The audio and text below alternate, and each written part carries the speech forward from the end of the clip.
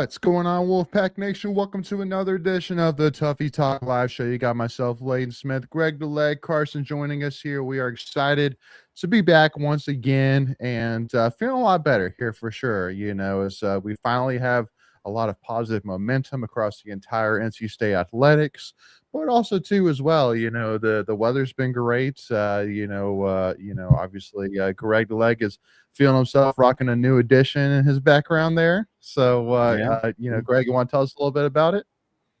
Yeah, it's a 2024. I don't know if it was like game issued or anything like that, but it's still, regardless, it's cool. It's an authentic Pac-9 jersey that I picked up over the weekend for the Trey Turner Victory Over Cancer Research extravaganza. So it was one of the cool items that got auctioned off. I had to tap out on a few items that got a little out of the budget. The biggest item being a signed ball by Trey, Carlos Rodon, Mike Caldwell, and Dan Plesac, 4 of the 5 retired jerseys. That thing went for over $2,500 for a signed baseball. So I had to tap out on that one. And then there was a helmet with all the players' signatures. That was, I think, over like $1,500. So I got this one a little less than that. So I'm happy with my new edition. We'll get it framed up and add it to the fan cave. Yeah, like that. All right, good deal. Well, fun. So, with that being said, Wolfpack Nation, we got a fun and great show here for you today. We're actually going to be doing something a little different, as we definitely still got a lot to get to here. Obviously, with Justin Gainey getting his first edition in the transfer portal, definitely talking some baseball now, which I know Greg Leg is much more. Has much more of an appetite to actually talk about tonight, but also too some other things as well. But one thing which I do want to jump on here first and foremost here is some hot off the press news before we get into our more fun part of the show here, as NC State Wrestling comes into the portal red hot and gets a huge transfer. Jake Daly, the 2026 ACC tournament runner-up at 184 pounds, formerly from UNC, has gone across the triangle to wear the red and black, red and white. You know, sorry for all the the big alumni out there. Yeah, the red and white. It's official color. It counts.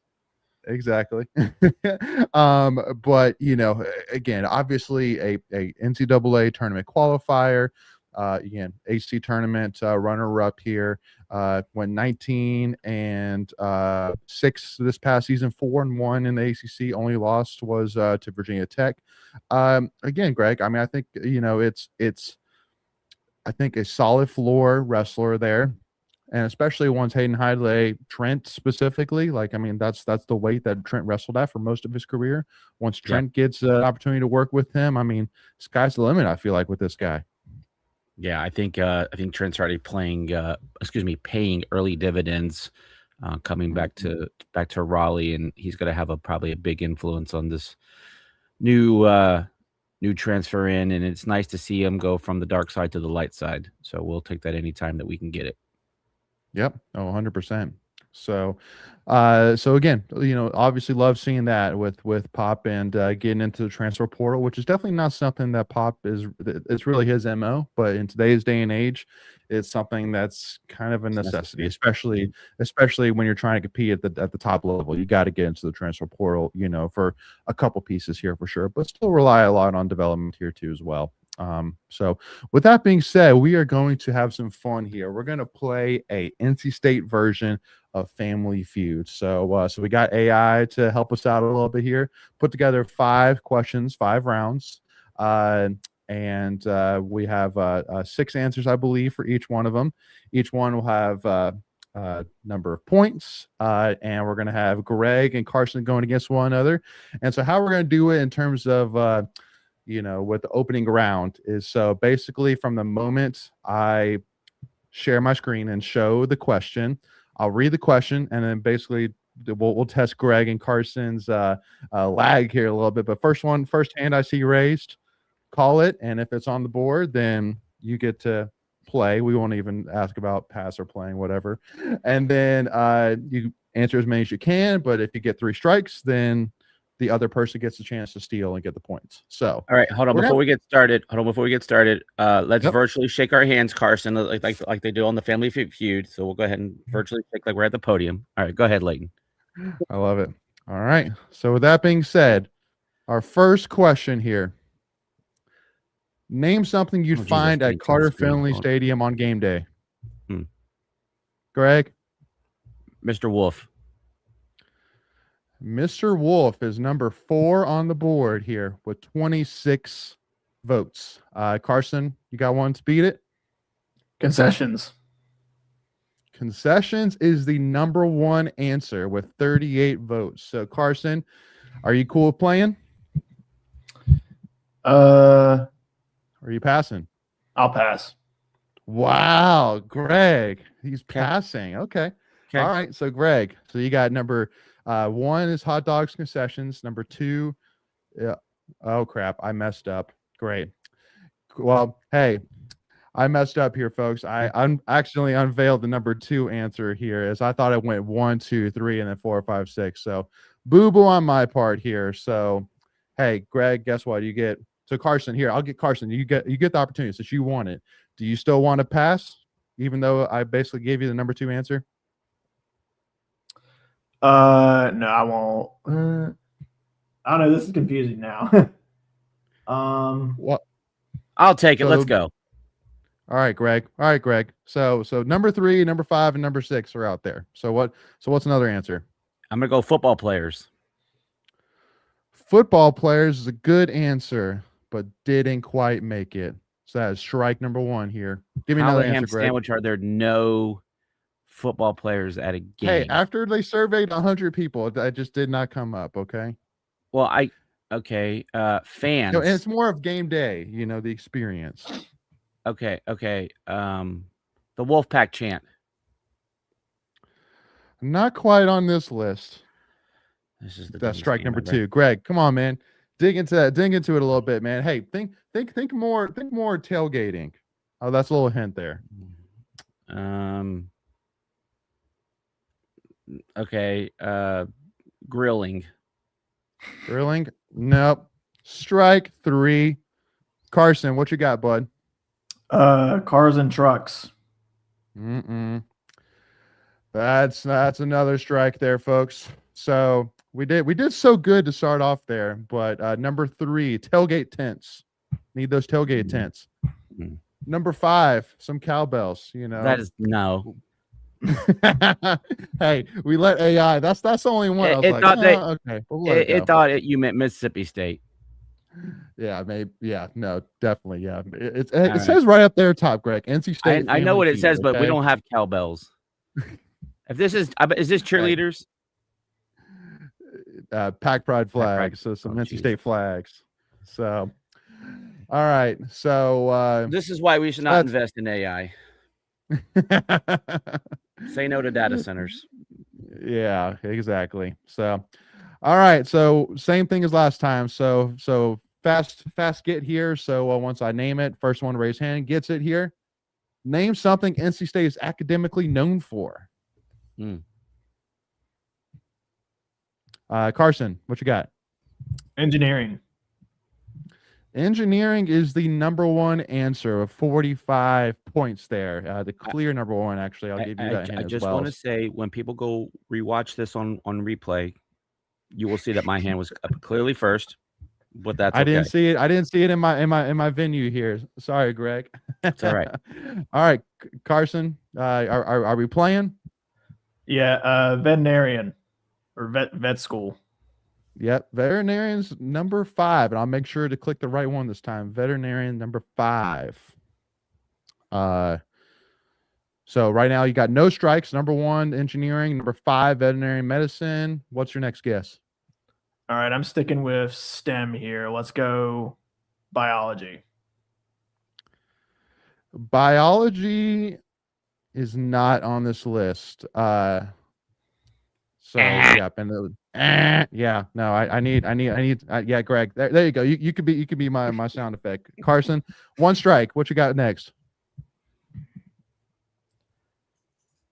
Let's go education. Strike 2. Got one more.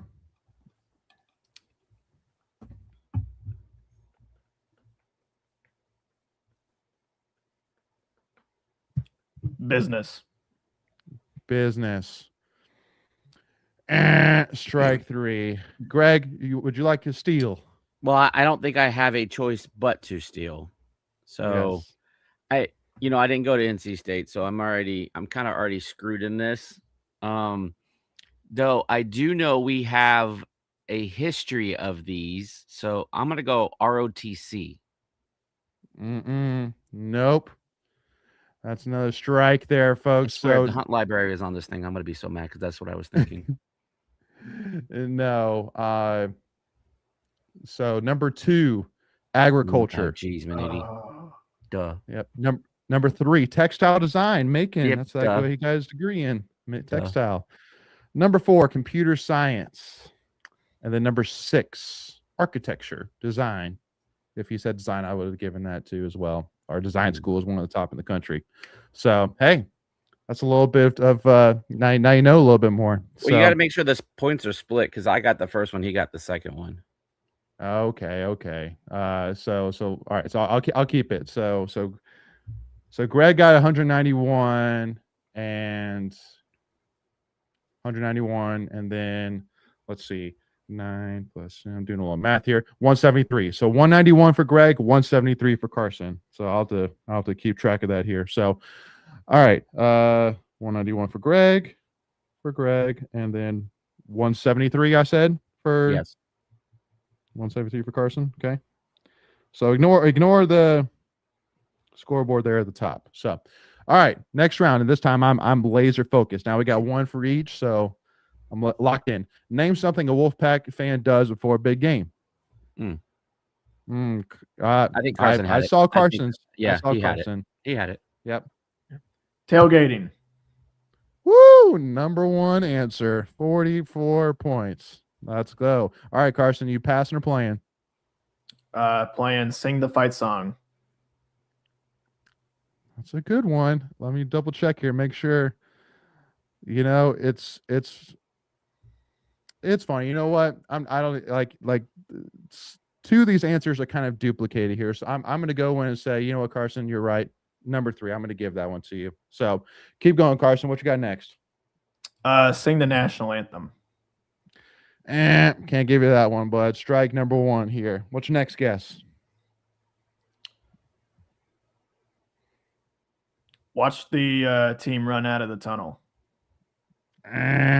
Strike 2. Get concessions. There we go. I'll give you that. Buy game day snacks. That's number 6 on the list. So right now, number 1, tailgate. Number 3, I'm going to put that as sing the fight song. Number 6, buy game day snacks. What's your next guess?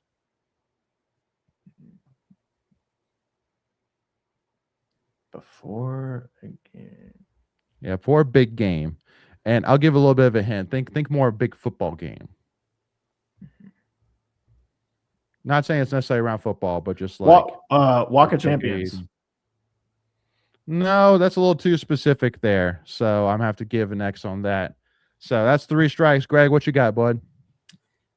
I'm all right. I got one of 2 things. Okay. I'm gonna go sing the fight song. Greg, Cars. That's number technical. That's. Oh, I replaced that as number 3. Yeah, okay. Yeah. How about go? Pick another guess. How about go throw up the wolves? Nope, not quite there. Very close though. But not quite. Here, I'll show you what I'm talking here. So it's so that's 61 points for Carson, which would put him at 234. Number 2 was paint face red and white. So kind of, if I was to put on your NC State or whatever, I would probably give him that. But even though I did that for number 3, number 4, trash talk UNC fans, right? I mean, got to trash talk UNC fans. Doesn't even matter if you're playing them or not. If you're playing Vanderbilt, it don't matter. You're trash talking UNC fans on game day. And then number 5, you got to check the weather, right? I mean, especially for a big football game, got to check the weather here. So, Fair. All right, Carson. So you're at 234, my friend.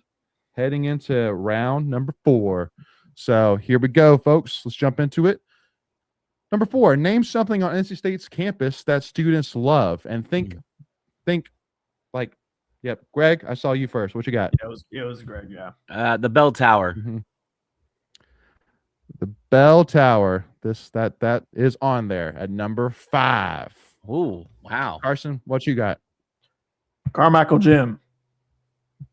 Nope, not on this list. So, Bro, Greg, this you ain't passing or accurate. playing? This is not accurate. Greg, what you got? You want to pass or play? I'll play. All right. What you Um, got? How about the Hunt Library? So close. That is going to be an X, though. Okay. All right, but you're close. I'll give you a hint on that. So strike 1. How about Tally Student Union? Yep, that's number 2 at 27 votes there. So Tally number 2, bell tower number 5. What's your next guess, Greg? Let's go Reynolds. Yeah, Reynolds is on campus. Yep, it should be on here. It should be on here, but it's not. So strike 2. Okay. Greg, one more All guess, bud. You got 2 strikes. Uh, Carson with a chance to steal. How about the Brickyard or the bricks in general? That is the number 1 answer. The Brickyard is number 1, 35 votes. So here per AI. So, all right, keep going, Greg. What you got? Let's see what else. All right, I'm just gonna go with this one because I know I like it, but I'm not a student. So, how about Howling Cow ice cream? So I'll give you a hint. I'll give you That's another 3 chance. strikes. Okay. Well, so okay. So fair enough. So I appreciate that, Greg, being a man of true honor here. You're a good man, Carson. So yeah. So the hint I was going to give. So think more places. Like places on NC State's campus. So Carson, what's your chance to steal here, bud? Give me Miller Field. Heck no. That's not on here. No. Nope. So that is 69 points. It's like Harrison Hall. Isn't that a thing or something like that? No. Or what was that round Yeah. building back in the day? Yeah, it was Harrelson. Harrelson, but it doesn't Harrelson. exist anymore. I know, but it could still be a thing. I don't know. Yeah, What yeah. do we got? All I right. won the So round, that's hold all on. that I'm updating scores. So we're at 260 for Greg, 234 for Carson. So number 3 is the free expression tunnel. Yeah. That's good. Number 4, DH Hill Library, Greg. Yeah. I said you were close. Yeah, I don't know that one. DH Hill Library. Again, wasn't a student. Number 6, Court of Carolina. Yep. Oh my gosh, I should have guessed that one. I don't even know Okay, what that is. so What is that? What is that? I have no idea. Oh, it's this massive courtyard right next to the bell tower. It's sort of in it's so there's Tompkins Hall, Caldwell, and Winston, which is like right next to the bell tower. Okay. And like you have Hillsborough Street, Mm-hmm. the halls, and then on the other side you have the Court of Carolinas. Gotcha. Okay. Yeah, love it. Well, some All right. Some things were definitely missed by AI on this thing. Yeah, but hey, you got me. I think of all the ones so far, this is one that's definitely not. Yeah, I don't know how I outlandish, forgot for about the sure. free expression tunnel. Yeah, That was it's not my outlandish. So okay, All hold on. right. So before we move on to the next one, is that library should that library be over Hunt? It's tough. I feel like Carson. It depends. Like DHL library's been there forever. It's also too on main campus. It's attached to the Brickyard. So there's a lot of those pieces to it. Gotcha. But And also library. well, Go ahead. DHL is right next to the atrium, so that's why it's so popular right now. Mm-hmm. Okay. Which, for those that don't know, the atrium is Carson. It's this massive food court right next to the library. They got Chick-fil-A there, so enough said. Enough said. But with that being said, I mean, obviously, Hunt Library with the technology in it, with just everything with it. If you haven't been to Hunt Library, it is insane. You got to go for sure. So, but it's in the Centennial campus, which is separate from main campus. So, DHL definitely fits with this list. The Brickyard, the Student Union, the Free Expression Tunnel, Court of Carolina Bell Tower. It's like the Main campus. main guns. Yeah, main guns. Except they left out Carmichael Gym. That is not accurate at all. It's a fake list. Yeah, no, that's true. That's true. All right. So with that being said, for round number 5, we are so close here. We're gonna do one shot. All right. First hand gets first chance. If you get the number 1 answer, you win it automatically. But if you don't get number 1 answer, the other person gets an opportunity to say, and whoever gets the highest one that they picked wins it all. We're going to do it that way, folks. All right. So for our last round here, our last question, keep in mind that you're 260 for Greg, 234 for Carson here. So, but with that being said, name something you see at an NC State basketball arena. Greg. Let's go with I'll go Mr. Wolf again. That's pretty good. Number 2, Mr. Wolf. Number 2. Carson, you got the number 1 answer in you, bud? Let's go with the giant wolf logo on the basketball court. That is a good one. But nope, that is not on here. Number 1 was the student section. Okay. So yeah, that's good. Yeah, again. Yeah, it's a pretty good one here. So with that being said, Greg, congratulations. You won all the money. You won $10,000. You got to look into it. So applause for you, Greg. Great. But hopefully y'all enjoyed it, and Carson, better luck next time. So with that said, let's jump into the discussion here, folks. So first and foremost, the thumbnail, the big news of today about 4 hours ago, the commitment of Christian Hammond here, point guard from Santa Clara, ranked top 60 in the transfer portal by most services out there. And again, this is the first blood for new head coach Justin Gainey here. So Carson, when the news broke, first of all, how much of a shock was it for you? Were you shocked at the news, and do you feel like also too that a player with Hammond's style, with his archetype, could fit a Justin Gainey system? Yeah, no, I wasn't shocked at all. I was pretty excited. Santa Clara was a 10 seed in the tournament this year, played a really close game against Kentucky, and Hammond was the top guy on that team. He's 6'4", was a sophomore. He averaged 15.6 points a game, which was the highest on his team. Mm-hmm. Yeah. Well, and Greg, obviously the biggest, I think, piece when it comes to this Christian Hammond news is the tie to a former NC State men's basketball coach, and Herb Sendek, who's been the head coach of Santa Clara for a few years now. Do you think that, how much do you think it helped the tie with Herb Sendek to Justin Gainey, in NC State? I don't think it hurt, to be honest with you. I think that Hammond could have or could not have. I don't know, like, what the relationship was. Like, talk to Sendek about Gainey as like kind of, hey, is this potentially a good fit for me? Just don't know what those conversations are. But I would assume that everything would have been positive had he gone back and talked to Sendek. But again, like I said, I don't know what kind of terms he left on. It sounds like by all situations that that Hammond's just looking for a bigger opportunity and a bigger league and bigger payday. So I don't probably think anything was awry there necessarily with the coach. But yeah, I think it's it definitely helps for sure. Yeah. Well, first of all, two comments here that came into which I couldn't even see because I was keeping an eye on the answer key here. Why saying if you read this a lot, I'll super chat. Hey, this is the challenge. The challenge is met. Yeah, welcome.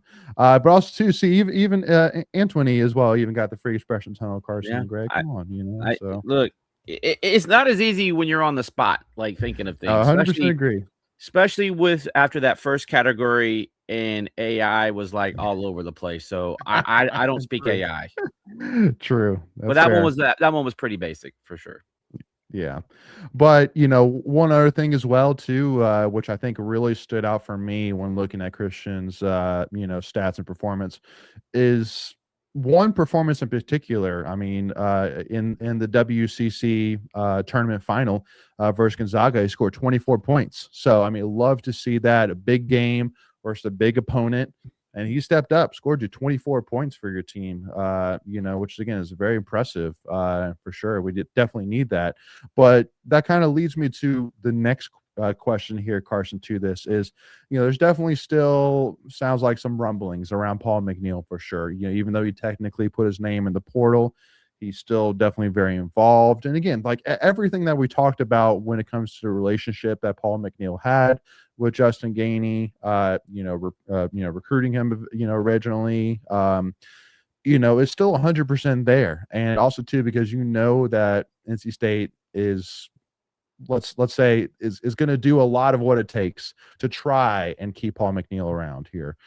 So I mean, I kind of look at even Christian Hammond's stats and say, I mean, again, 2.5 assists per game, so not really a big distributor kind of guard. So does that kind of make you sway at all? Is this maybe a little bit of a concern at all that Christian Hammond style, again, going back to matching up with a potential return of Paul McNeil? Yeah, I think it's a little concerned, but at the same time, I don't think it's that deep, especially considering that McNeil is already in the portal. He's already testing out the waters of several other teams. And so I think this will play a factor, but not to the extent that some fans may think. Yeah. Well, because I mean, Greg, obviously, if somebody like Paul, it's I don't know. I could make the case both ways, saying, I think having a guard that is a true threat to score and from the three, from mid range, go into the basket, definitely can take some attention off Paul for sure. But I would definitely like a little bit more of, from a statistical perspective, showing of his ability to, pass the ball and get the guys into position to score as well here. So what's your kind of take on that, Greg? Yeah, for me, Hammond shoots around 40% from 3-point land, which is big. So if you don't, now granted, it's not at the volume of Paul McNeil, but it is a position where it regardless whether McNeil comes back or not, that's a position of need as far as a shooter, right? And depending on what else you get to pair with Hammond, will he be a primary ball handler? Will be a secondary handler? There's rumors out there that we may go after the Tennessee kid, Brownwell. I think it's Brownwell is his name. Who's another point guard type player. Again, would he be a primary point guard or off too? So whatever you end up bringing in, you want guys that can kind of, slide over and play multiple positions depending on what you end up with. Obviously, being this is the first guy we've gotten, we still have to get more folks. And then, how long does the Paul McNeil thing play out? Does it because at some point you got to fill a roster out. And so if he's going to hang around in the draft process for a while, I think that's another like 2 or 3 weeks, I believe that it goes on for. In 2 or 3 weeks, there's going to be a lot of portal movement. And then, if he does withdraw, all right, do we still have money stashed away like we did last year to get, gosh dang it, the season's already over and I'm already forgetting Darian Williams. Darian Williams, thank you. Yeah. So you got to be smart while you're playing this. Like, are you playing the long game or are you playing the short game? Yep. No, well, and I think one of the funniest things to me over the last couple of weeks is a lot of NC State fans kind of hitting the panic button so daggum early when it comes to Gainey. Obviously taking his time, from I think really doing a good job of picking the right shots when it comes to picking assistant coaches. Specifically, again, I mean, you're getting 3 assistants with SEC experience, and you're getting a guy that spent the last 16 years as a head coach for North Florida, Matt Driscoll. So and one of those assistants is a national champion. Like he won a national championship with Baylor. Like, so I mean, I think the problem is we haven't made a splash, if you will, right? Like nothing sexy, right? Nothing to like go, oh, like, yes. Like, again, like it's a marathon. It's not a sprint. So like let it Yeah. all play out. And again, it's going to be a little different. This is his first year, right? And so, unlike the previous head coach, again, we're not mentioning that clown's name again, but he had coaching experience, right? Like you knew what to expect from him. Like you knew what his style was. Gainey has not established that identity yet as a head coach. So there's going to be people out there that are like, okay, some people are going to be a wait and see approach as far as players in the portal, because again, they don't maybe not know a lot about him or his coaching philosophy.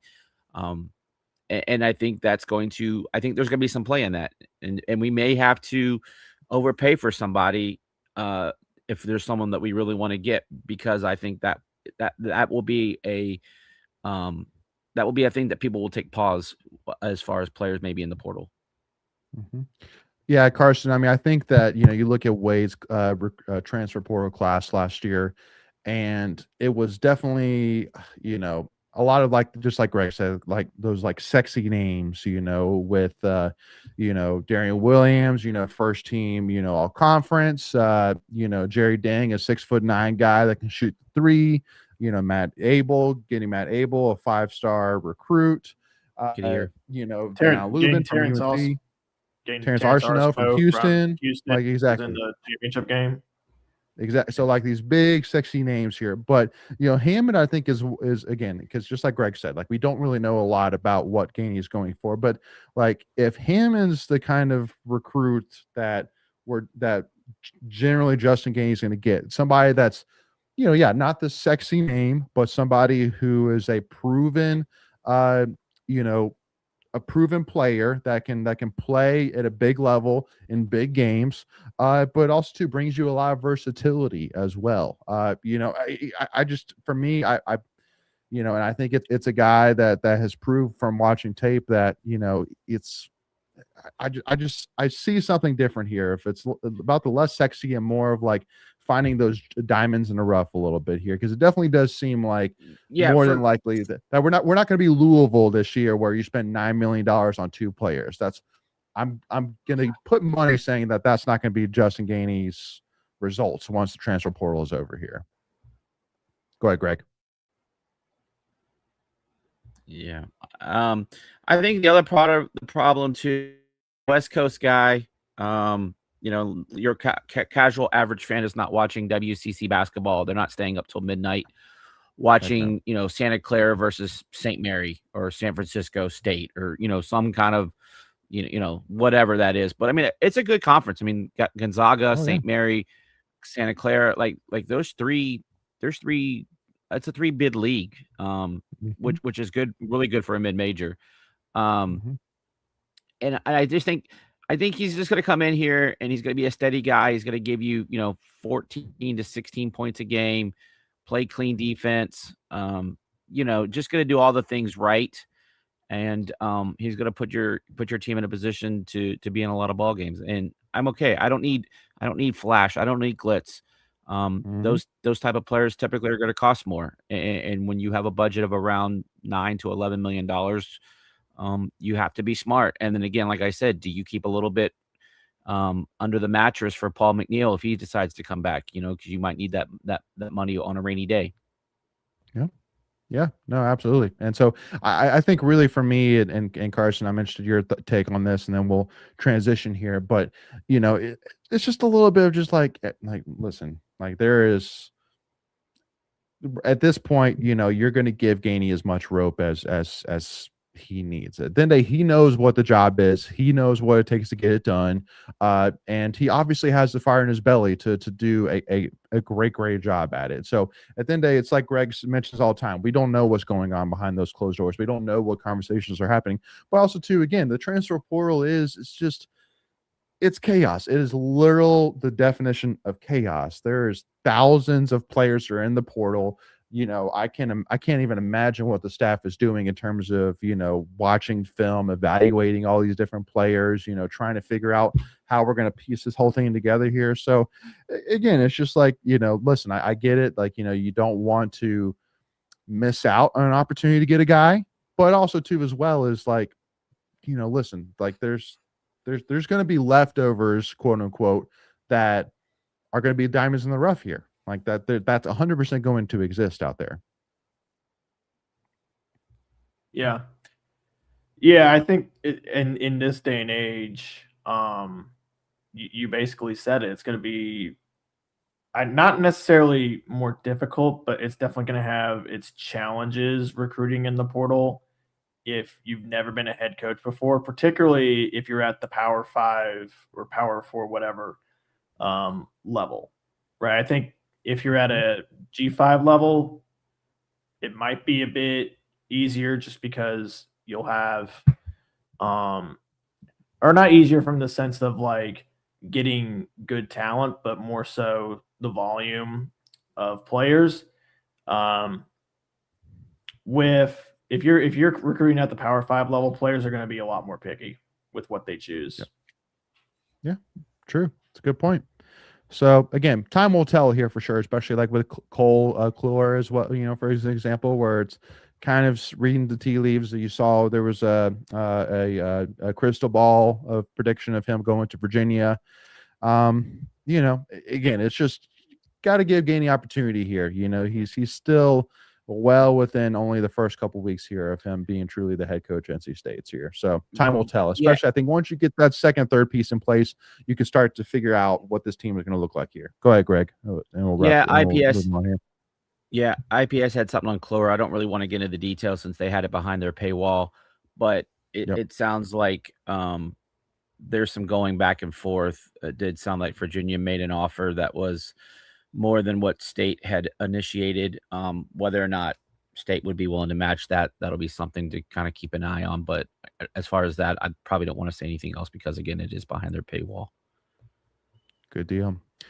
Well, yeah, no, and so obviously too, if you haven't already invested and joined inside Pack Sports, Pack Pride, the Wolfpack, or wherever you want to choose, it's definitely worth a couple dollars right now because there is so much news that's going on right now. It's ridiculous. So with that being said, Carson, while we still have you for another 15 minutes, I want to talk some football here as in-state football just wrapped up here, spring practice here. So I want to ask your thoughts here on one question here, because I don't know if we really talked about this before, but what's your thoughts of not having spring games? I know that, there's probably some opinions on that here, but I don't know. I'm kind of curious your thoughts here on not having a NC State football spring game.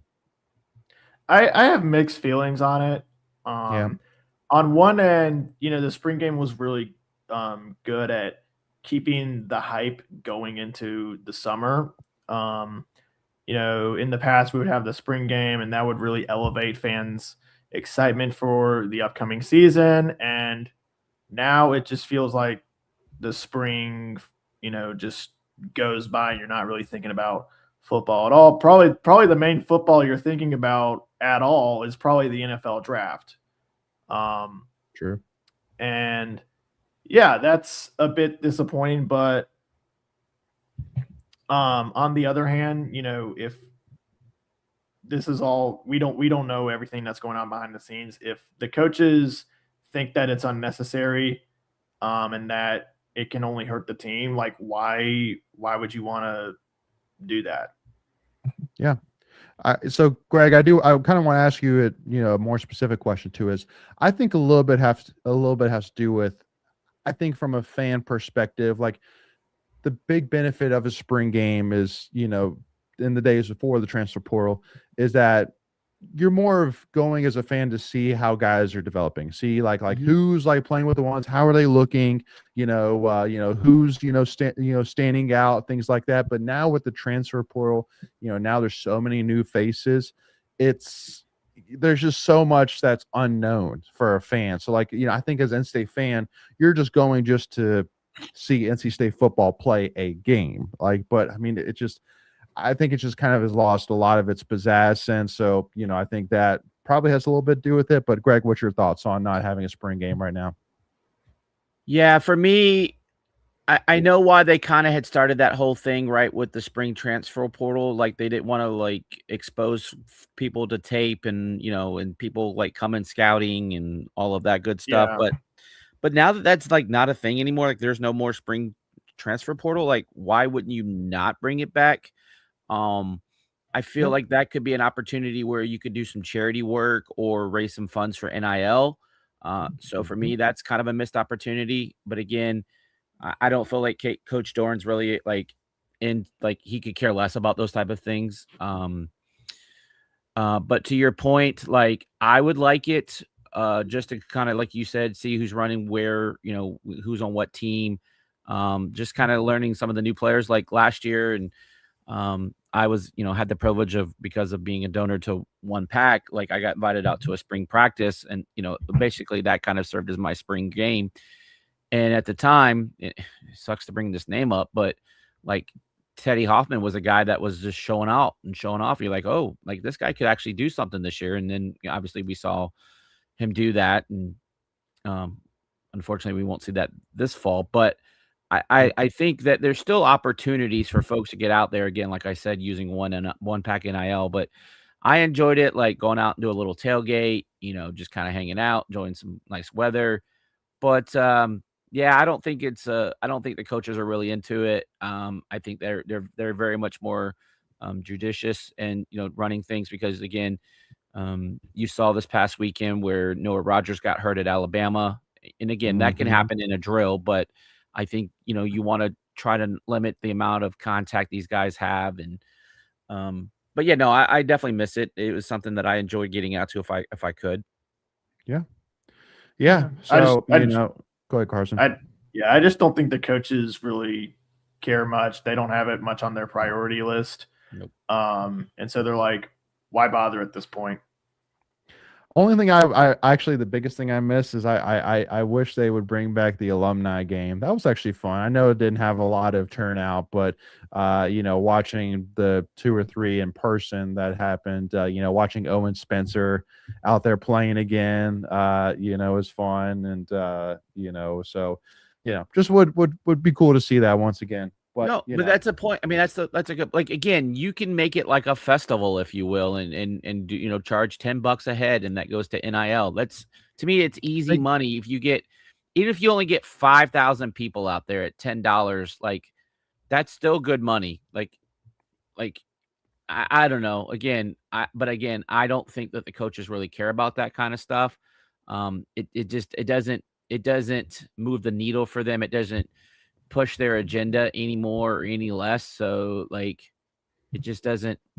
Let's be real, like even in the good years, I mean, what we were getting out there, maybe 4,000 or 5,000 people. Like it wasn't, it wasn't a big deal, but I don't know, like there's still, I don't know. And in today's, and then here's the other thing, even if you didn't want to do that, like if you give something free to the fans, to your point, get them kind of hyped up, ready, because right now it's been like, I think we've had like 2, maybe 3 Coach Dorn availabilities during the whole practice session. Like there's not a lot of word coming out, not a lot of hype coming out. Not like we have no idea what's going on. And again, I don't think it's necessarily, like I don't think the coaches care about that kind of stuff as a whole. Like they have a team to get ready for the season, figure out what they're doing.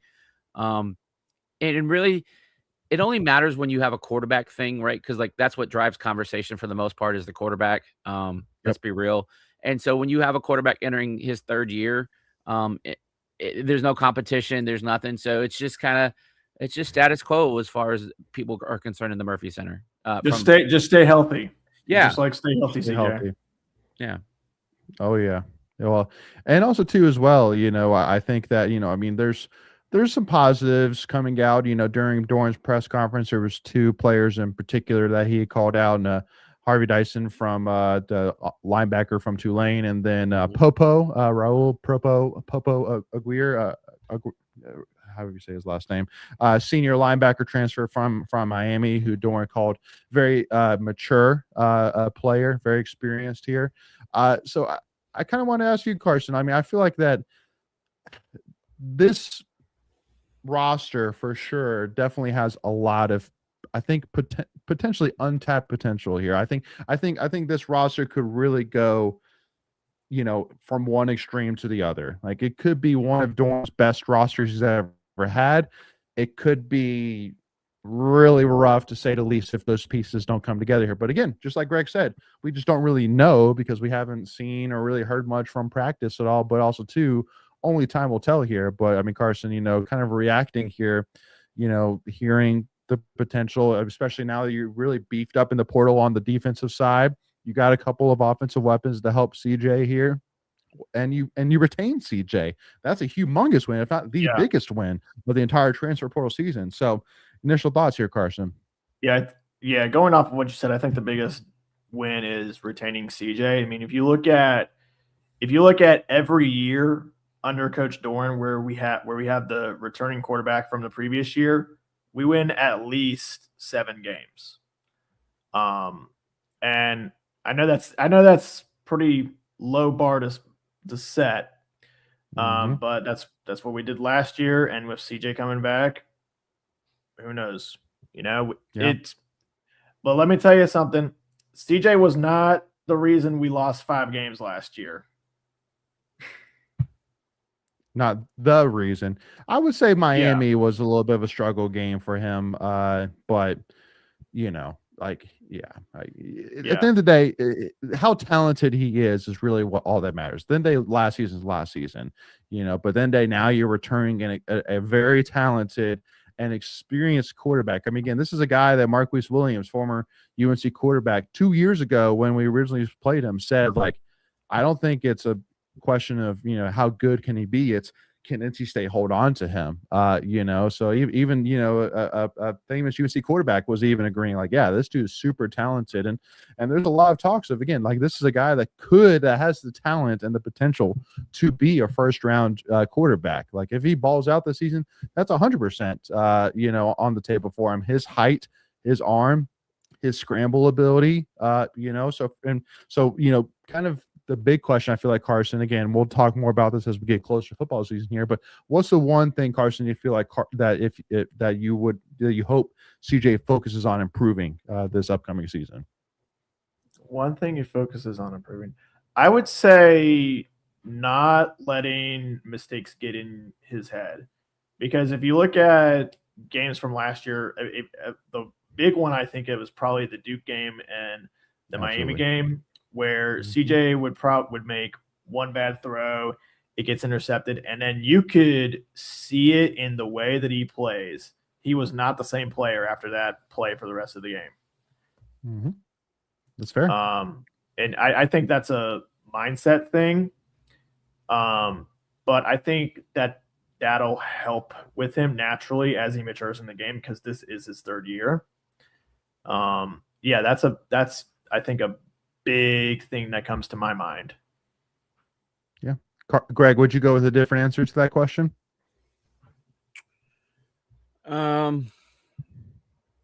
No, probably not. Like, we talking about the biggest concern? Is that what we're talking about? Like, yeah, biggest point of emphasis for CJ going into the season, like biggest area of improvement you hope to see. Yeah, just honestly, for me, it's taking healthy risks, pushing the ball down the field a little bit.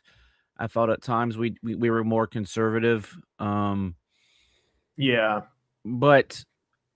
I don't know. Like, for me, and I'll use this because this has kind of been a point of emphasis for the baseball team. It's like trying to string like multiple hits. Like, if you're a little bit more explosive, you don't need 20 plays to get down to the field and score a touchdown or kick a field goal or whatever. Like, I would like a little bit more of explosiveness, but again, like I said, taking healthy risk, like throwing it downfield where only your guy can catch it, right? Like, throw it to to the boundary, like, instead of throwing it over the middle where, it's like a center fielder going to make a play. I know when you give your analogies, like, you like to use hockey, I like to use baseball, but just kind of putting it out there to where, like, look, either you get a pass interference, you get an incompletion, or you get a catch, like, where you're not really putting your team at risk. So I would like a little bit more of that. Like, I don't know how explosive we're going to be. I don't know, again, and I don't know if this offense is built for, like I said, 12, 14, 15 plays, scoring a touchdown. So I would like for us to be a little bit more aggressive, but again, picking your spots, not just being reckless. Yeah. No, I think that really for this offense, and again, really the whole team in general, because like offense, yes, you are returning CJ Bailey, you are returning Duke Scott. That's great. But you have a lot of new pieces. Now there is definitely, I think, a good mix of possession receiver versus more of your speedster. But also too as well, there's a lot of familiarity. Obviously, JoJo Trader, his familiarity with CJ, I'm sure is gonna play a big dividend here. So, but again, it's still a lot of, we won't really know much until game one in Rio de Janeiro, Brazil versus Virginia, in terms of really how the team's going to look. And really on the defensive side, again, a lot of new pieces there as well that we just don't really know a lot about. But with that being said, I mean, like the biggest thing which I love about this team is that this is a team that the players you're getting are players that have proven ability. Like that they're going to produce in some kind of aspect for you. But it's just a matter of who can step out and be the guy, who can step out and be that playmaker in the linebacking crew on the defensive side, who can be that wide receiver one for CJ this year.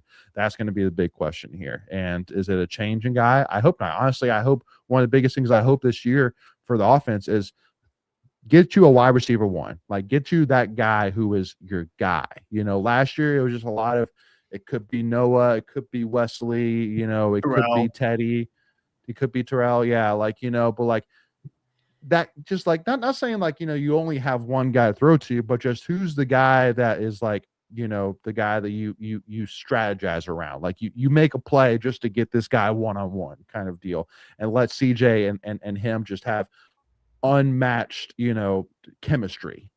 That's honestly one thing I think is a little bit plaguing for this season here. But I did mention it here, tease a little bit at it, Greg, because I know you finally got your tickets here for Rio de Janeiro, man. Brazil. It's gonna be crazy. It's crazy. Yeah, I mean, I just saying it out loud. I mean, it's. I mean, you're only a couple months away here, bud, from the game, man. It's coming up quick here. Just so over 4 months. So the closer you get to it here, Greg, from a football standpoint, do you concern at all that it could serve as a little bit of a distraction? I mean, being that you're for the team, that you're traveling, from one continent to another, you're playing an ACC opponent. Like that's another thing too. It's just like, it's kind of like, it's a mind game for sure. You're playing an ACC opponent, but you're playing them in a different continent altogether. Different time zone, everything. But Virginia will be facing the exact same thing though. Absolutely. It's a good point. Right.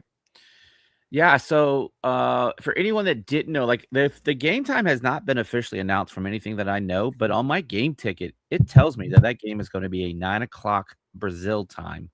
So that will be an 8:00 East Coast time. So 8 p.m. will be kickoff for people in Raleigh. And so do the math for me. So 9 a.m. in Brazil? No, there's only 1 hour. They're an hour ahead. Correct. Okay. So it's going to be an 8 p.m. game. Yep. So it'll be an 8 p.m. game for us on the East Prime Coast. time. And but 9:00 local, that's a late ass game. That game will not be over before midnight. Oh heck no. Yeah. No, I know I'm super excited. We got everything pretty much locked in. I just got 2 more things to do. Both important pieces to the trip, but we'll get those knocked out here in the next month or so. No, I can't. Look, I think it's going to be fun for fans that are traveling down to it. I don't know how much fun it's going to be for the teams themselves. It's going to be a business trip. I don't see them, hanging out on Copacabana Beach and drinking Mai Tais and doing all that stuff. I mean, I'm sure they'll get a little bit of culture while they're there, but I mean, they are going down for a game, and obviously we'll talk about this more when we get closer. But yeah, no, I think it'll be fun. I know we're looking forward to it. It'll be game 55 in a row for me, which is incredible. Like that's a kind of a, as I'm going through this journey of consecutive games, there's definitely games that will stick out in my mind, and this will definitely be one of them because one, it's 55, which is a good number to kind of remember, and it's Brazil. Mm-hmm. But yeah, should be a lot of fun. I just hope that, like you said, like this team is going to be ready and focused, and it's so weird because it's game one, and you don't know really what to expect, how clean it's going to be. with all the other things that have to go onto this trip, it's gonna make for an interesting actual football game. When is the last time we've opened the season against an ACC team? It would probably have to be like back in like long time ago. I don't know if we ever. I can't remember us doing an opening game against ACC. And I say that a Brian years, if not earlier. Probably earlier. I think it was typically earlier, typically it's out of conference. You start that out of conference schedule. I don't know. I'll take that up and try to figure that out. But yeah, that's a good point, Carson. So Carson, one more question. I'll let you go. I know you need to head out of here, but how much of a swing to the season do you? Because how much of a swing do you think this opening game is going to be for the NC State football season here? How big of a difference is it going to be between a win and a loss? Oh, I think it's going to be really big. If you look at our last 5 seasons, the ACC opener in particular gives a big indicator of how the season is going to go. Last year, the ACC opener was Wake, and it was very, very back and forth, and then we pulled out in the fourth quarter against, a team that we had more talent than, but just very kind of game for most of it, and in return was up and down ACC season. And then 2 years ago, just get blown out by Clemson, and then you finish ACC season with a losing record. And then in 23, you have the win against Virginia in Charlottesville with the game-win field goal, and you go 6-2 in the ACC.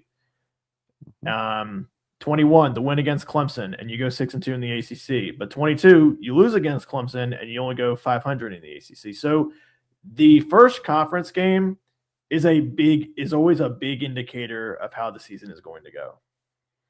Yeah, Greg, anything you would add to that?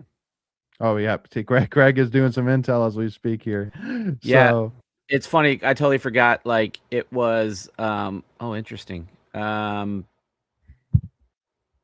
So COVID, we opened the season against the ACC because we only played an ACC schedule to begin the season. Then we snuck in Liberty. But before that, so that was against Wake. Ironically, the last time before that was 2016, also against Wake. And we won one and lost one. So there you go. Back to the question. I think it's important. One, you have to think about like a win or a loss. That's a long plane ride back to Raleigh, and you want that win it's about a 12. I'm assuming they're going to fly, charter. Well, I know they're going to fly charter, and I think it's about a 10 or 11 hour flight, maybe 12-hour flight. That's double what you would be flying from Cal and back. So think about it in those terms. And so thanks, Jonathan. That's a long time to stew on a loss to get back to Raleigh. But it's a big thing. I think we have like Richmond after that, I believe, or I can't remember who it was, but I think it's a bye and then Richmond. You're right. It is a bye, Carson. You're 100% right. Which is nice because my body's going to need it. But, but yeah, I think it's huge. Thankfully you do have a bye, but again, even to that point, Carson, you don't want to stew on a loss for 2 weeks, before you get back on a field. Look at what happened to Florida State in 24. They lost that game to Georgia Tech. True story. And had that bye week, and then only won 2 games in 24. Yeah, didn't they lose like the next week too, like to Boston College? Boston College, and then they lost to Memphis. Yeah. Ugh. No. Yeah. I watch a couple of the games from that football team specifically just for kicks and giggles here. It's good times for sure. Good times. So with that being said, Carson, I'll let you go, but I appreciate you, man, and have a great rest of your week. So yeah, y'all too. Yeah, buddy. So with that being said, Greg, unless you have any other big pieces here for football here, I'm ready to talk some baseball. You ready to talk some baseball? Yeah, man. Let's do it. Let's do it, man. Let's do it. Yeah. So in-state baseball coming off of a pretty successful week, win versus UNCW, and then winning 2 out of 3 against Duke. So a 3-1 record. You're pretty happy with that. Coming off of the week, the last couple of weeks we've had, and then adding in the Duden news to it as well. Definitely rough. So let's start right there, Greg. I mean, going off a rough stretch even before the Duden news, and then you lose Duden for the rest of the season. Well, hold How on, much does it really? back up. Go ahead. We did come off the sweep of Notre Dame before that, so we had been, we won 6 out of the last 7 after losing 7. That's true. That's true. Come on now, we got to keep it real. We don't want to Keep get it real. fact-checked. That's true. That's true. But with that being said, Yeah. so the point being of so Duden, you lose him for the season. Yeah. And then the team bounces back and has Mhm. 2 huge wins over Duke. So, how much does it really say about the culture and the locker room, to, put together 2 dominant wins over a really solid Duke baseball team? Mm-hmm. Yeah, you had the guys kind of rally around Duden. Just if I could just talk about him for a second, I think that's important because Go for it. this is a guy that has elite stuff. I know Marone's the kind of the guy that leads the team with the Friday starts, but Duden or Marone could be that guy. A guy that he came to state in a very coveted pitching class with Marone and Coop and some other guys that they've had opportunities to move on. They've been courted by much larger teams and bigger leagues, if you will. And both Marone and Duden are very loyal to a T. Both team oriented guys that just believe in their guys, believe in finishing what they started. So you can't say enough about him and his character. Totally an NC State guy. It's a tough loss. Emotional leader. You see, he's probably like when you watch pitchers from NC State, he's probably got, I would say, the most emotion. He's a very fiery guy. So yeah, big. It's a big loss on the field. But there's plenty of pitchers that can kind of pick up the slack. But yeah, it's tough, man. I was really gutted when I got the news on Thursday. Just like, damn, it can't be possible. A guy that is going to be, is still going to be drafted very high. We'll lose probably a round or 2. But whoever ends up getting him is going to get a freaking steal. A kid that's going to work his ass off. But yeah, it's tough. These guys, a lot of wear and tear on arms. Oh, and that's the other thing I want to talk about. Again, I'm going to get long-winded on this, Leighton, and I apologize. But, there was some stuff out there about the staff overusing him. And from what I know, Greg. Go on that soapbox. Yeah, I know. I apologize. It just frustrates me. Like, I know at the end of the day, we're all State fans here. And I think we do ourselves a disservice. Again, there's times you can criticize this coaching staff, that moves they make, in-game decisions that they decide to go with. This was not one of them. They did not tear Jacob Duden's arm off of his ligament, like the elbow off the ligament. But it's just it's unfortunate, and it's and again, if anyone follows me on Twitter, I kind of laid it all out. From what I was told, if it wasn't the Saturday he did it, it could have been this past Saturday. It could have been two Saturdays from now. It wasn't a matter of if, it was a matter of when, and it didn't happen because he threw 16 pitches over 100 on Saturday. This is years and years of wear. It's like having a classic car, but you got to get a new transmission every now and then, right? Like the body is still good, but you got to give it a new engine, and that elbow is the engine of a pitcher.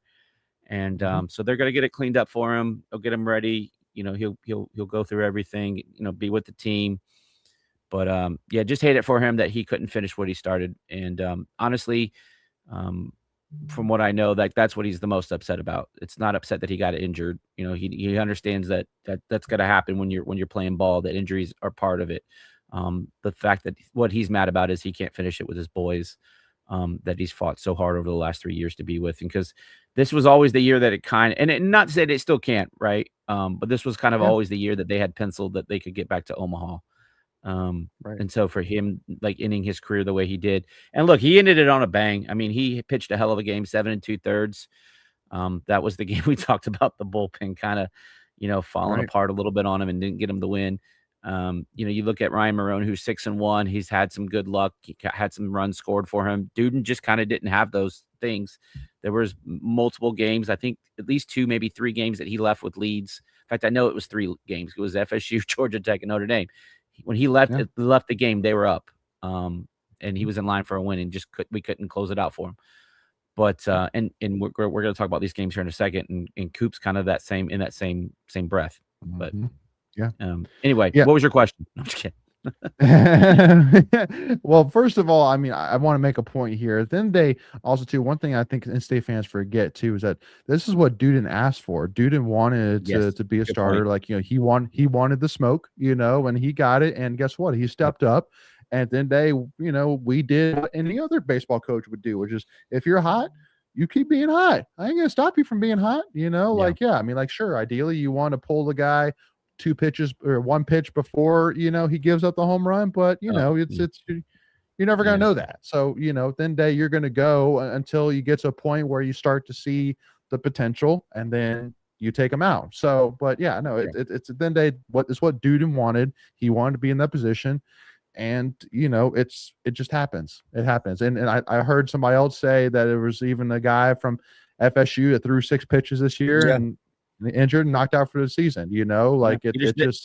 These kids are taking time bombs. Again, it's because of the culture of baseball. They play, even before they get to college, I was talking to Duden's dad yesterday. Like, Duden's been pitching since he was 8 years old.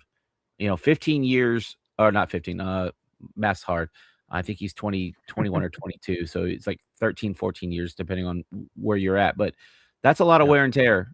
Again, summer balls, fall balls, pitching in a bullpen.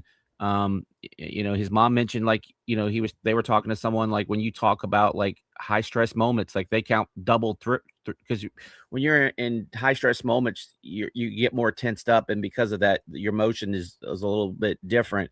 And they say those pitches count like 3-4 times per pitch. Like, it's just a lot of wear and tear. And again, it's just part of it's an occupational hazard, unfortunately. It's not a matter of if, it's just when.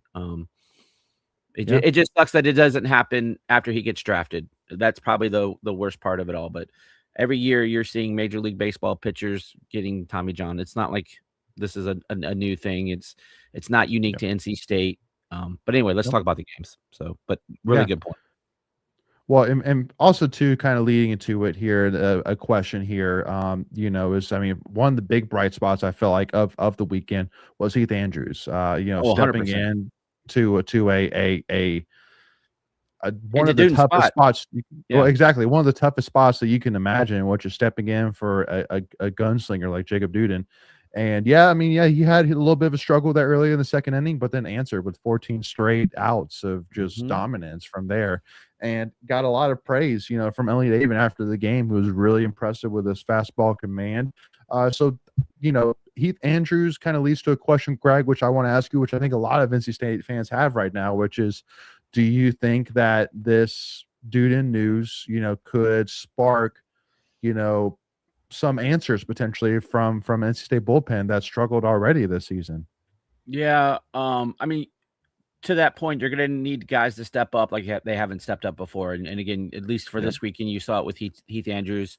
You mentioned he was a little shaky earlier. Gave up 4 earned runs, but it sure didn't feel like it once he settled in. The first 2 innings, gave up his runs, and then like it was zeros from there on out. And he did give up. He did give up the one last run. I'm sorry. In the 6th, or excuse me, in the 7th, because he pitched 6 2/3. But all in all, I mean, just really, really good outing. He had 6 strikeouts. You know, just gave us an opportunity. Gave up 5 hits over 6 2/3. Really, really solid because it was like, holy cow! Like it's in the 7th, and Andrews is still here, and he's pretty much chilling. Yeah. Yeah, really, really good him. And then of course, the one Saturday Duden doesn't pitch, we put up 18 runs. So any pitcher will love to go out and pitch that. And I think that helps. You can go out and pitch to contact.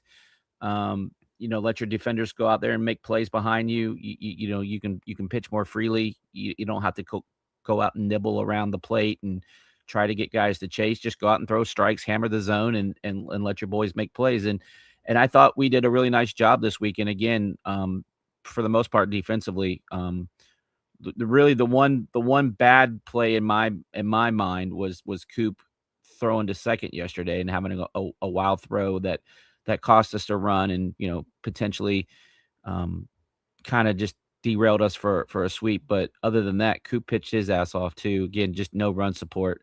But we'll circle back around to that because we can talk about game 1 too. And then just Mikey Ryan, just having another great offensive weekend. He's a guy that's probably raised his average like 45 points in the last 3 weeks. He's been really good with the glove as well after kind of just trying to figure things out. But go ahead and give me questions, give me thoughts. Yeah. Wherever you want to go, we'll talk about it.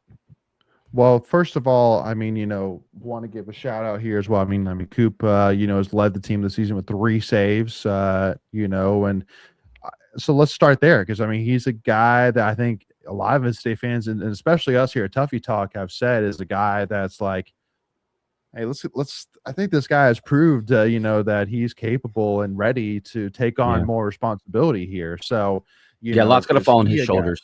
Yeah. So and you think so? You think a lot more will fall? Well, I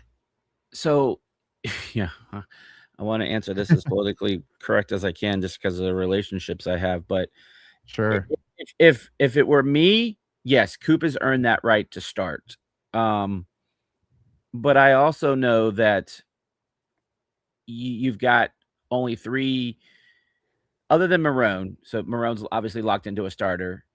You've only got 3 other lefties on the staff. One's kind of one's a freshman, and Luke Hemrick, who's been really, really good, pitched really well last week against Wilmington, albeit in I think a predetermined only 2-inning appearance because I think at that point the staff knew about Duden and kind of what they would need to rally around for the weekend. And I am curious to see how that approach continues this week, especially with ECU, an in-state rival, a game that in the grand scheme of things, that don't really mean a whole lot from a seeding in tournament piece, even though it's a nice little tick in the box. But I am curious to see how they approach the midweeks, especially now that Coop started on Sunday. I wouldn't expect to see him because last week in the midweek, you saw Hemrick, you saw Sam Harris, you saw Ryder. I'm pretty sure you saw Ryder, you saw Nance, and you saw Coop. I feel like that's right. We might not have seen Ryder. I'm just trying to remember in my head. But yeah, so I still think that that's going to be a TBD. And I think it's going to be like, how did the first 2 games go? Like, if you win the first 2, you probably put Coop out there, right? If you've lost the series, then maybe you see like a Hemrick out there. Again, I think Hemrick has got a lot of good stuff. He's a freshman. Maybe again, a little less pressure on him to kind of bring him along as you continue to bring him along. Yeah, I still think that you could still see a pitcher by committee on Sundays, or excuse me, starter by committee on Sundays. But if it were me, I would run Coop out there. But again, they don't. I believe the staff doesn't feel like they have a lefty that they can feel 100% wholeheartedly on out of the bullpen. Gotcha. Yeah. Well, and I mean, because that to me is really the biggest thing is really kind of all right. Like just like you said, Greg. Like then everybody's going to have to step up here. Obviously, Barone's done. I think full his part. In the fact. Yeah, he's 6-1. I mean, he's killing it. He's 6-1, like pitching every single pitch he could possibly pitch. But you got the guys like Heath Andrews. I think is going to take a big weight from this for sure. I think like we said, Coop, you see some more out of here. Is there anybody else here that you think is maybe a little bit of kind of a potential of seeing a big uptick now with the student news? Yeah, I think Outside of- Ryder. Yeah, I mean Ryder took the loss yesterday, but he's been pitching really well of late. He just gave up a home run. It's Yep. baseball; it happens. I think you're going to see a Ryder Woodson. I'm not Ryder Woodson. My goodness, Ryder Garino. Luke Hemrick is a guy. Look, I still want to see more of Aiden Kitchens. He's been a guy that's been really good in his limited role. He's a guy that you could see an uptick in usage. Sam Harris is another guy. Like you saw him like twice last week. He's kind of been a guy that's been buried. Another really good freshman. Again, you've got 3 freshman arms. I think you need Collins Black. He had a nice he did a nice job yesterday, kind of shutting down after Ryder had given up the go-ahead home run. I think he's a guy that we need to see, get in there. You lost an arm, so you need another arm to come back to kind of like spread the love and the wealth of the innings. But yeah, there's definitely an opportunity for folks to step up and kind of take some roles and run with them. Yeah. No, exactly. Now, on the offensive side, so one thing about this series that I think one second, real quick before you go there, I just wanted to mention. Go ahead. With Marone and Duden each missing a start. Now, obviously, Duden will miss more. They are in a 3-way tie for strikeouts in the ACC. Like that's how dominant they've been. I think each with either 62 or 63 strikeouts, or maybe Duden has 63, Marone has 62. It's something like that. But it's like even missing last weekend, Duden was still ahead in the ACC in strikeouts. And that the staff as a whole leads the ACC in batting average against. I think at like 212, 213, something like that. So again, this pitching staff is doing their job. We just didn't get a little support with the bats yesterday after scoring like 23 runs in the first 2 games. Again, that's baseball.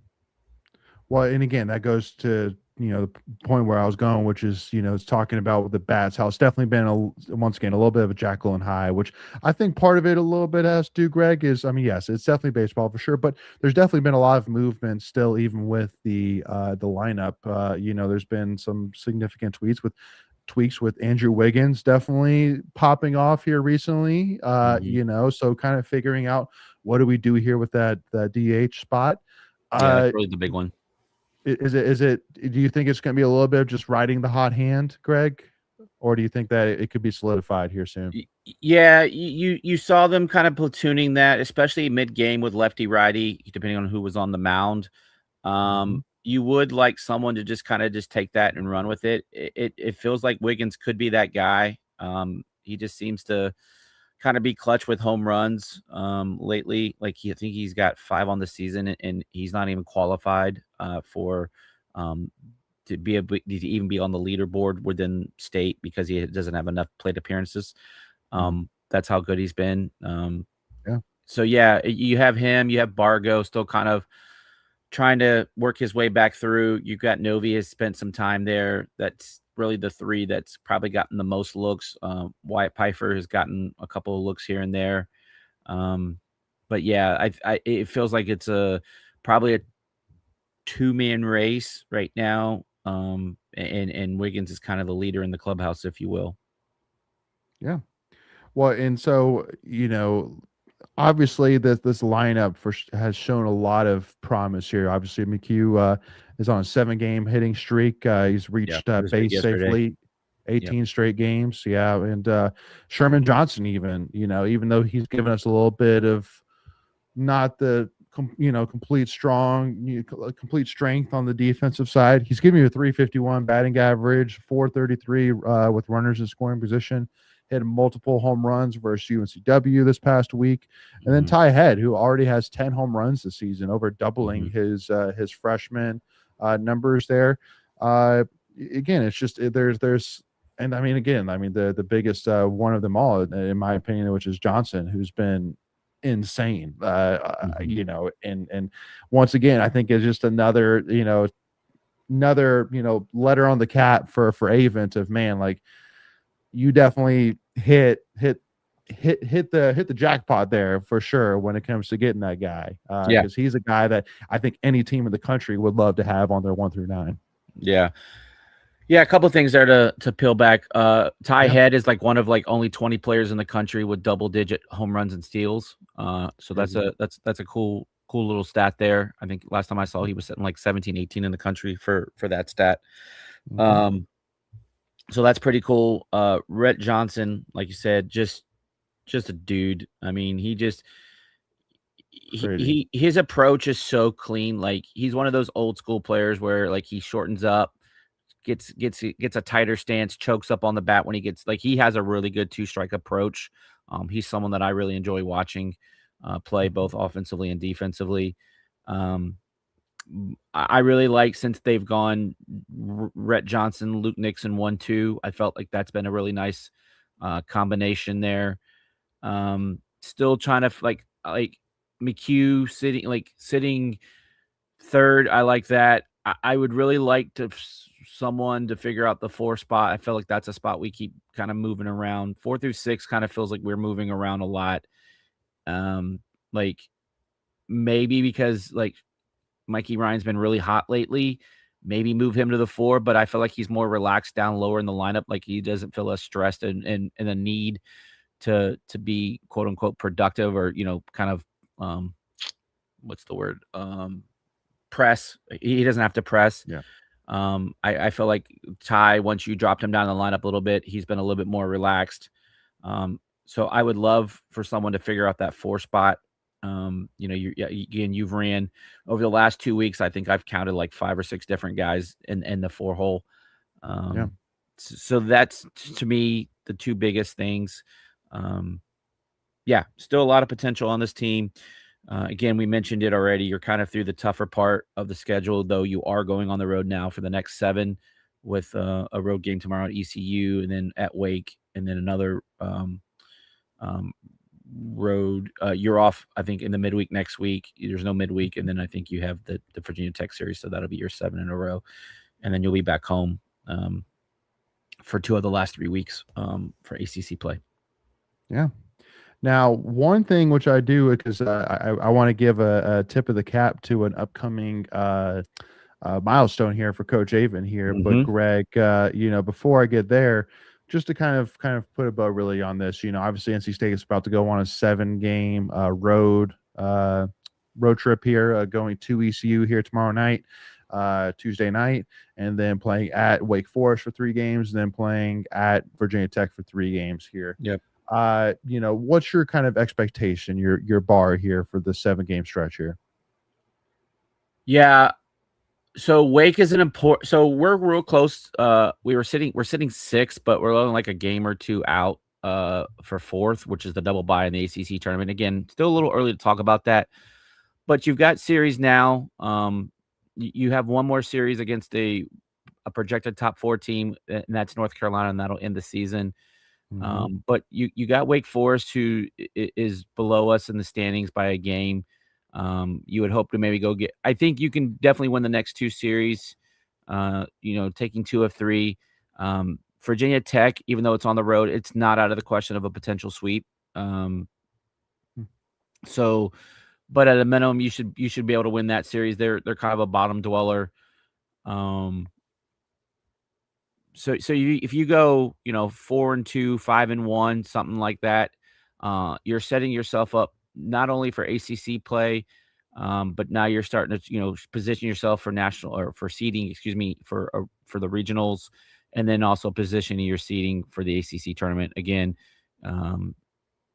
I feel like if you can get a double bye, that means you only have to play 3. Basically, you're just playing a weekend series at that point. If you go all the way to the championship game. If you're having to do much more than that, you're going to have to kind of scrape together some pitching, and with the loss of Duden, that makes it a little bit more difficult. Not impossible, but just a little bit more difficult. So I think I would love 4-2, but anything over that, give me some cherries on top. Yeah, good deal. What and any other kind of big points you want to make here on this baseball team here, Greg? No, just like again, just go out and keep doing your thing. Again, we already mentioned like Mikey Ryan has like just been really, really good offensively after kind of being struggling a little bit. Again, new player, new system, new teammates. Kind of holding the fort down at short, which is not easy to do in and of itself defensively, and so it's one of those positions where it takes a lot out of you. So it's really been nice to see him step up. Again, you mentioned Ty Head's been really good of late. McHugh's been hot. Luke's been really hot. Brett's been hot. Again, just keep these bats going. I am, again, like I said, curious to how the pitching is going to look moving forward, especially in the midweeks. Like how much of an emphasis do we put on that vice the ACC weekend series? But I'll be out at Wake this week, or down at at Wake this weekend. Then I'll be out in Blacksburg next weekend before we get a weekend off, because I will not be flying to Stanford. So that's fair. That's fair. Yeah. Good deal. But yeah, so Greg, our head skipper Elliot Avens, by my count, 7 right? games. Okay. Yeah. From what? 1,100, I think, right? 7 wins away from 1,100 career wins NC State, which would be the only active head coach to have that accomplishment of 1,100 wins at their current school. So, again, man, like I think there's never a bad time to really give a hat tip to head coach Elliot Avon here, a guy that, epitomizes what it means to be, part of NC State, a guy that loves NC State, as much, as any coach loves their school, and I don't think it's a matter of if, but when. I mean, they already have it as the Elliot Avon clubhouse, and rightfully so. I think that is the biggest layup of any move out there. But I mean, also too, it's only a matter of if, but it's not a matter of if, it's a matter of when. The statue goes up in front of the stadium here as well here. But yeah. Well, I think at a minimum, you see his number right next to Coach Esposito's. I think that's at a minimum that happens. Yeah. If we go win a natty, there's no doubt about a statue at that point. I'll raise the funds myself. Heck yeah. Give me AC title. Shoot. Like, dude. Yeah, I know. Even give me an AC championship. I know. Let's get there. So yeah. But last thing I want to say again about the cancer research. Really great weekend. Milo, I don't know if anyone saw that video, but little Milo's had like cancer since he was 3 years old. He's 6, and he got to ring the bell out there, and that was, man, if you don't shed a tear, you ain't got a soul. That was definitely a tearjerker moment, but good to see little Milo being healthy, and I think just a really great event. Bunch of kids out there, I think, battling some stuff, and the event may be over, but if it's in your means to drop a couple dollars to the V Foundation. Again, Trey Turner and Kristen Turner have teamed up with them, and I think this was the 3rd annual one, and I think it's just a really good event. And you saw the Duke players wearing yellow wristbands in support of it, and Duke's head coach out there taking pictures with some of the kids, and it's big. It's bigger than baseball. And then tomorrow will be the annual ALS strikeout for ALS game. ECU always participates in that, since one of their coaches had gone through it as well. So again, another great event that just goes beyond Coach A event, right? It goes beyond the X's and O's and the wins on the field. There's bigger wins in life, and that's just one of the things that he gets behind. So not only a good coach, but a really good man as well. Yeah. No, 100%, Greg. Love it. And if you definitely can, make sure to go and support Victory Over Cancer through the Jimmy V Foundation. And let's continue to make a difference here, especially being that it's NC State's own, that is what built this foundation. So make sure to go support here. But again, so love to see it, but also too, I mean, and more now that we got through the serious part, I did love in Game 3, Greg, the women's golf, hitting hitting a ball over a home run. That was pretty funny. I love that. Love to see that. And even like seeing the Duke players, cheering for it as well. That was cool. So yeah, baseball players are big golfers too, so they can get behind that. They had they also had a putting contest with the baseball team versus the women's golf team. They had a short putt and a long putt. The baseball team won the short putt. Actually dropped one. I think dropped 2 in the hole, and then women got closest to the hole in that. But yeah, they did a nice job over the weekend with some promos. I got the rally towel behind me, so we got the new rally towel. They gave away Masters golf hats yesterday. I wasn't that pressed for it, so I did not worry about it. They only gave away 500. So I did not get one of those hats, but they look pretty cool.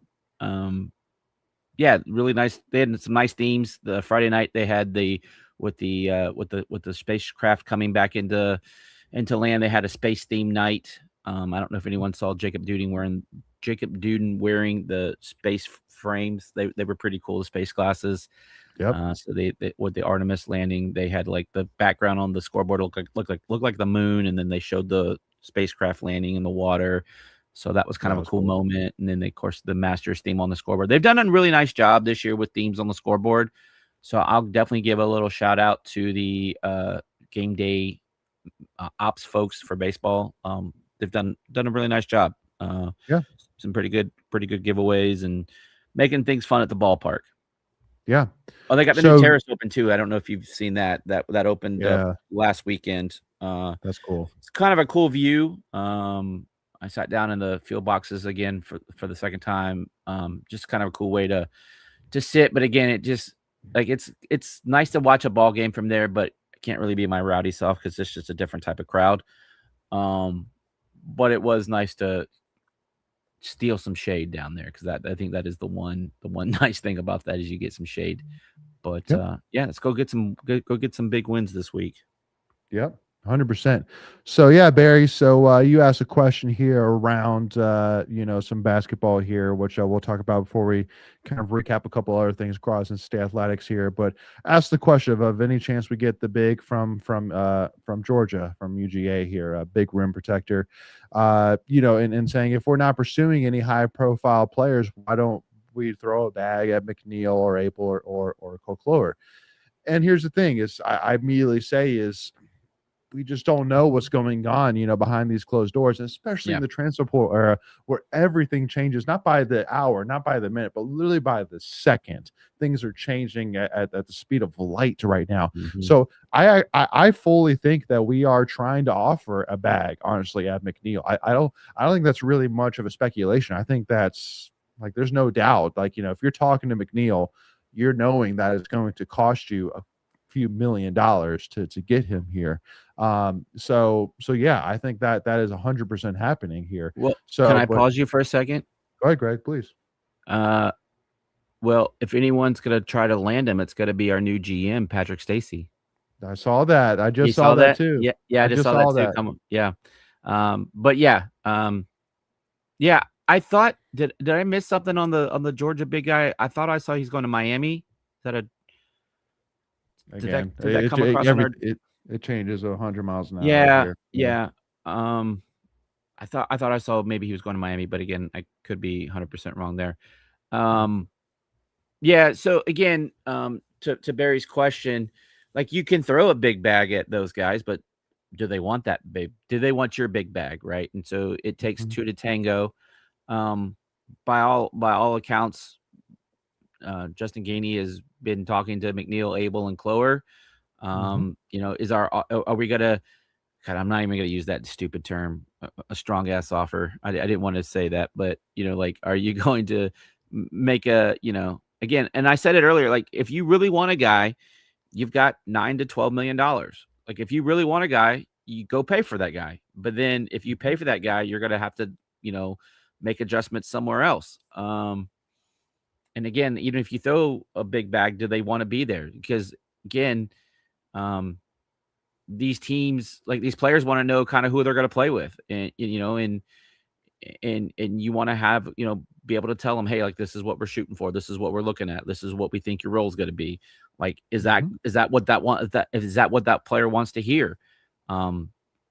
but then again, everything changes once you get on campus, and I can use the baseball. Like there's been players in the past that got promised roles in baseball, and they didn't come to fruition for one reason or another, whether they got over recruited, they didn't develop the way the staff thought they were going to. So you can do all of that stuff, and who knows what's gonna play out from that. Yeah. Well, I mean, the example which I'll bring right to your attention, again, this is a different coach and we won't even say his name, but one of the previous coaches, his biggest transfer portal get didn't happen until late in the transfer portal process. Exactly right. He was one of the last guys that we got, actually. So it was one of the better, again, not saying this is how it played out, but the rankings showed him that he was one of the top portal targets. So yep. Again, it's just about timing. We talked about it earlier, Barry. Like, how long are we going to wait for Paul McNeil to make a draft decision? Again, he's in the portal, so he's being courted by other teams as well as we speak. Is he going to say, "Hey, I need X amount of dollars," and will we have that kind of money to match it? Because depending on where we're at in our process of bringing guys in, so I like to take the approach, and I think me, Leighton, that I enjoy following it. I don't get wrapped up in it too much. I don't get too high, too low. I don't really get excited until they sign their letter of intent and they're actually on campus. But it is fun watching it. But again, I trust the staff. Again, this is a new staff. We don't know kind of their tendencies and what they're looking for. Basically have to build a whole new roster. So you've got, we don't know who's going to come back from last year's team. So it'll be, we haven't heard anything about Musa. We haven't heard anything. It sounded like Arsenault did go in the portal. Sounded like Breed went in the portal. So I don't really know if we really have anybody on the roster, if you will.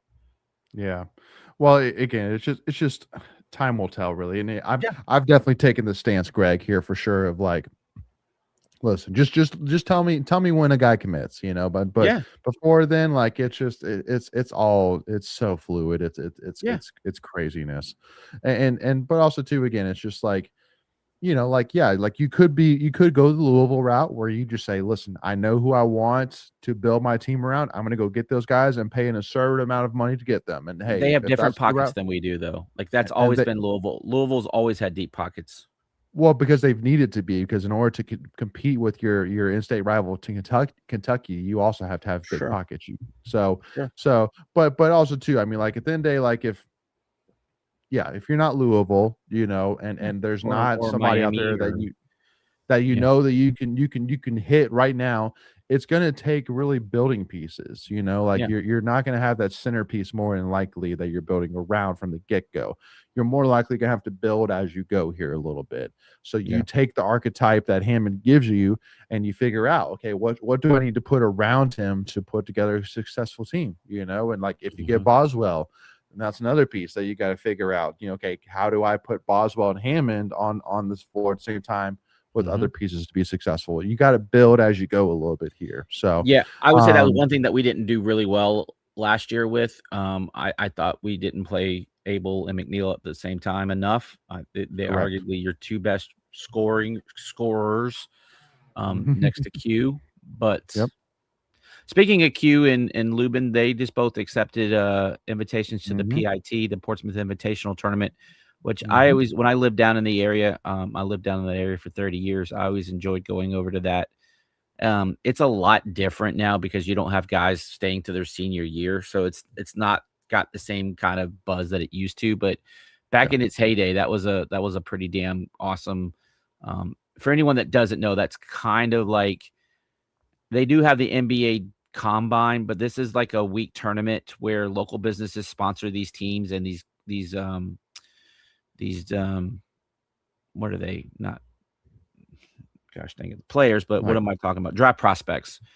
Prospects, yeah. It's 10 o'clock at night and it's been a long day. But it's where these prospects kind of come in front of scouts and kind of play a tournament together and kind of see how they interact and play, and it's a really fun tournament. It used to be really cheap to go to. Again, I haven't been to it in years, but they literally play it in a high school gym in Portsmouth, Virginia, and it's just kind of a fun thing to go check out and get meet people and get autographs. But again, I haven't been to it in forever. But so anyway, Yep. congrats to those two that accepted invitations. Yep. You know what it's kind of like now that I'm thinking about it? It's like the Shriners game or the East West game. It's kind of like that. Mhm. But it's like a 2 or 3 day tournament that they play a bunch of games, and they have a champion and all that stuff. Crown For sure. champion. Yeah.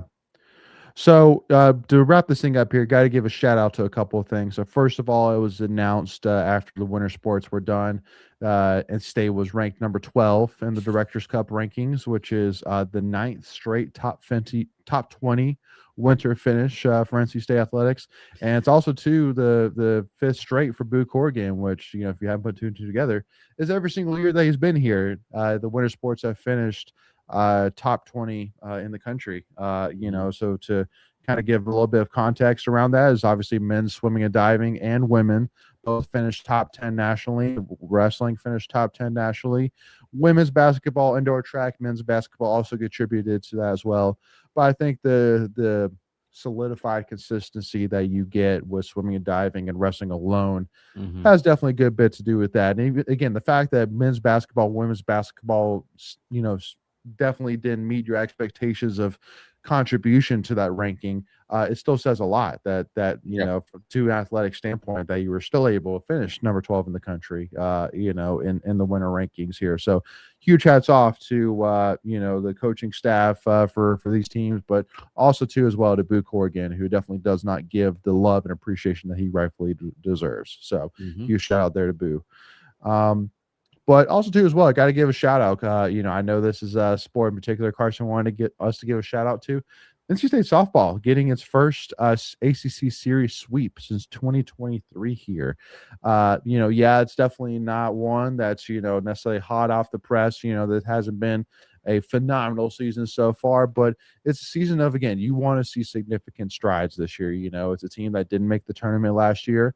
Right now they're sitting at 6-8 in the ACC. So can you get above 500 in ACC, which ACC is extremely loaded this year, as it always has been in recent years, and it will be for many years to come here. So can you get above 500 in the ACC? I think that is a very, okay. If you give me that, the first goal. Yeah, that should be the first goal. Like if you give me that, okay, I feel better about where we're heading, and again, there's Coach Leftwich is only getting, more and more talented players that's coming to NC State. And so it's let's start to see kind of the fruit, the fruit of labor kind of thing. Like you're bringing in great players. Now let's, start to see some positive movement here, and definitely an ACC series sweep is something to hang your hat on here for sure. Yeah. I think that, talking to Coach Leftwich earlier in the season, that's just, she's got goals, and just, it's going to take time. She basically had to burn the whole thing down and rebuild it. And it's not a thing that happens overnight. And I hope that she still continues to get the support from the administration, that she can continue to build things. She's got a really good top top recruiting class coming in next year, one of the top in the ACC, if the class holds tight. So again, these are just players that are going to keep building and building and building, and you would think, based on the amount of talent and her skill sets, that she can put this thing together and get it moving down the tracks. Yep. So with that being said, we'll answer Barry's last question here, and then we'll wrap it up here. But when will someone talk to Snell or some of this year's players about the locker room chemistry after players caught wind that Wade was leaving in January?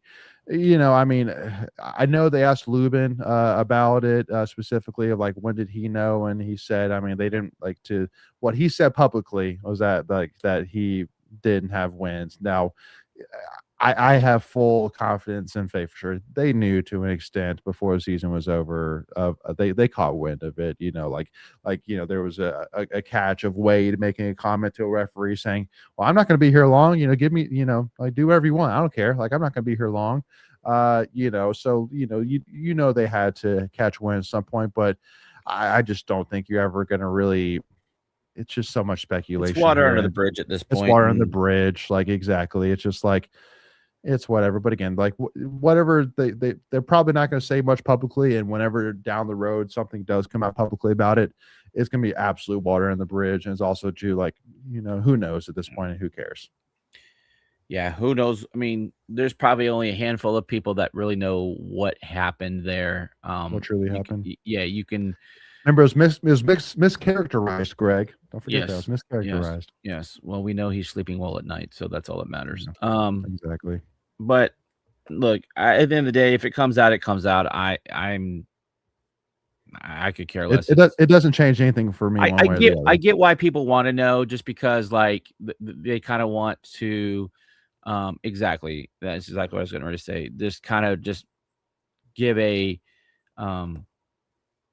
karma thing, if you will, or just kind of prove how much of a sleaze, scummy, snaky kind of guy he is, his reputation. But I think it definitely took a hit just because of what the narrative was on the mainstream level. You saw people like Stephen A. Smith. You saw who's the old guy from Duke, that Jay Billis. You saw Seth Greenberg. Everybody. Everybody. No one really had a good thing to say about it. And again, at the end of the day, I get it. It's a business decision. Like, he can make those decisions. Was it sleazy and scummy? Yeah, absolutely.